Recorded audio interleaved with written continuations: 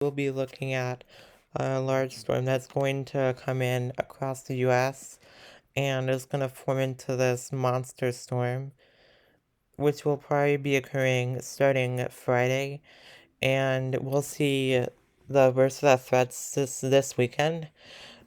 We do have even a severe weather threat across the central and southern portions of the country, with the winter storm threat up here across the northern tier. And we got some heavy rain and flooding concerns as well for much of the region south of the low, along with that severe weather threat. So yeah, we have a pretty nasty storm setting up for the weekend. Before you get started here, please consider subscribing and liking this video if you do enjoy our content and would like to stay updated with us, because we'll be updating every other day with you. Just make sure you have what you need. So yeah, let's get into the forecast. We see a disturbance and some associated precipitation starting to develop across the middle of the country. We do see some wide variety of hazards, some of which will of course be severe weather and some of which will of course be wintry. Um, we have an area of widespread snow and ice, in the northern tier. We do expect much of this to be falling, throughout Saturday. And then there could also be a severe weather threat, of course, here in the warm sector below. And then we see a new storm developing, and there's some snow in the Midwest, of course, on the backside. And then we have a line of storms going from, let's say, like Illinois, Indiana, down into the lower Mississippi Valley. And then the whole thing just moves northeastward into Canada. So we got these two storms that each have their own kind of hazards, of course. Some severe weather to look out for, as well as some snow and ice to look out for. So yeah, pretty big deal with what we could be seeing here this weekend. But of course, beyond that, low confidence. So let's head into some of the more details that we may be able to. We look at the snowfall maps here. We do see some several inches, of course, going on over here across the upper Midwest and as well as the New England region. That would also be for the. So why don't we just head into the totals through the next storm and see what this has, because it's mainly the first one, of course. So along with the snowfall from the first one, we do see some few inches of snow. Of course, it's also generally light, but like falling across portions of Midwest, Great Lakes, as well as possibly the Northeast as well, with mainly the first and second storms, with heavy snow we're seeing over here as well, because we're not just including the Midwest in the snow. There's also a wintry threat for some snow and ice over here as well. So the first storm seems to be mostly tracking off to the east, but then the second storm just kind of lifts northeast. So I do feel like most of the snow would come out of the first storm over the second storm because of the storm tracks, of course. And we do have some area of light to moderate snow as well across the Midwest. It's mainly coming from the second storm, and this is all mainly from the first storm.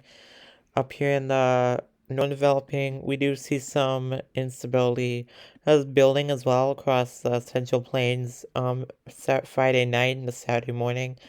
And you'll see this thing really just progresses after that and into Saturday afternoon evening.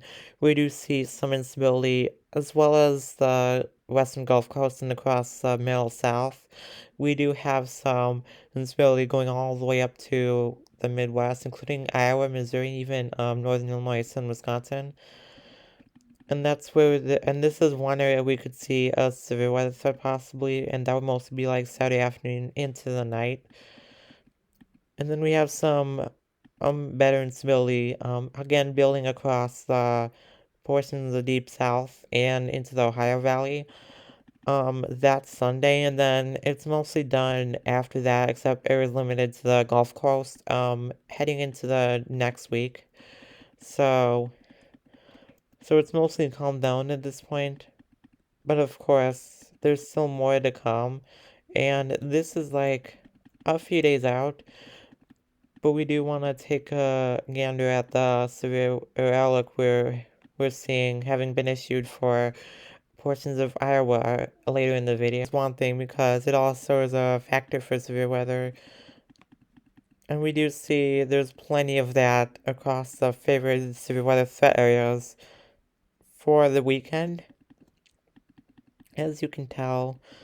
So that's definitely one thing. We'll also show you just how much shear and moisture we also have, which will really bump up the severe weather threat for the weekend and make it so that you're concerned about it and makes you know. So shear's not as plentiful for a favored threat area for Friday, so there's really just a minimal severe weather threat for that day.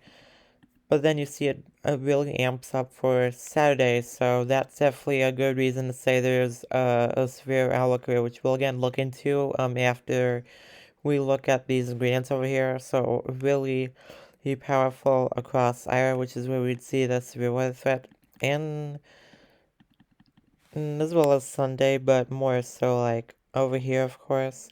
So Sundays, if there were to be an outlook here, would be on the southern fringe of the Berkshire, which is where we'll probably see the best potential for severe weather. So that would be from mainly inland areas, because along the coast it's not much. But the better threat, of course, will be inland from Arklatex into the Ohio Valley for Sunday.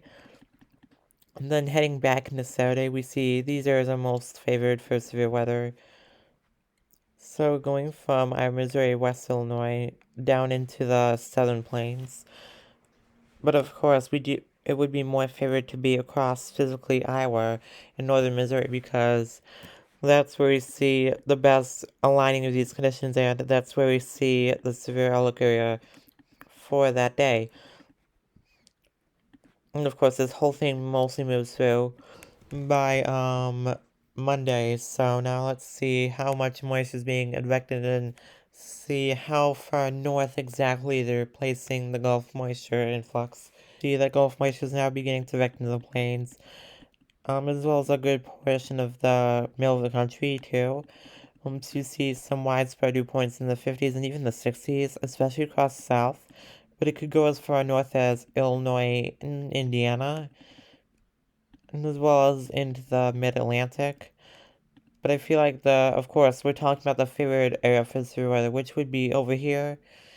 Some of the dew points in the 50s, so the Gulf moisture could go as far north as central Wisconsin and northern Michigan, which is truly not so surprising, but it could be at the same time if you're not really used to this, or so it really depends on how you view it, because we just now entered the storm season, or I mean beginning of March, and March is technically considered a severe weather month. So with that being said, this is a sort of meteorological spring. So whatever your definition of spring is, it may not start until toward the end of the month, but in the weather field, it already began, and it just did today. So yeah, this is definitely we're heading into the beginning of the weather season now, so things like this can happen much more often, as well as those tornado outbreaks, which I don't feel like we'll see, at least not to like a significant degree with this. But there's definitely potential for tornadoes, if the conditions definitely align, which they will. So there is definitely maybe some tornado threat with this. But again, I don't want to go too detailed with the hazards quite yet because this is a 4 or 5 day out thing. But now let's into the outlook. I'm talking day 5, which would also mean Saturday. We have a 15% risk area outlined for specifically northern Iowa and central Iowa. This is mainly for damaging wind potential, but of course it can contain all hazard. So if you're in the cities of Des Moines, Cedar Rapids, Waterloo, Iowa City, or Ames, for example, you'd better watch out for Saturday because there's also a severe weather threat, of course, as you see by the yellow shaded 15% region. So we're especially looking out for any areas, especially over here specifically, but also anywhere from Central Plains, through the Ohio Valley, Lower Mississippi Valley, and as well as areas far north as the Lower Great Lakes for any storms, whether or not they're severe, of course. So that was it for today's video. Hope you stay safe and have a good day. Please stay tuned for our next updates as well.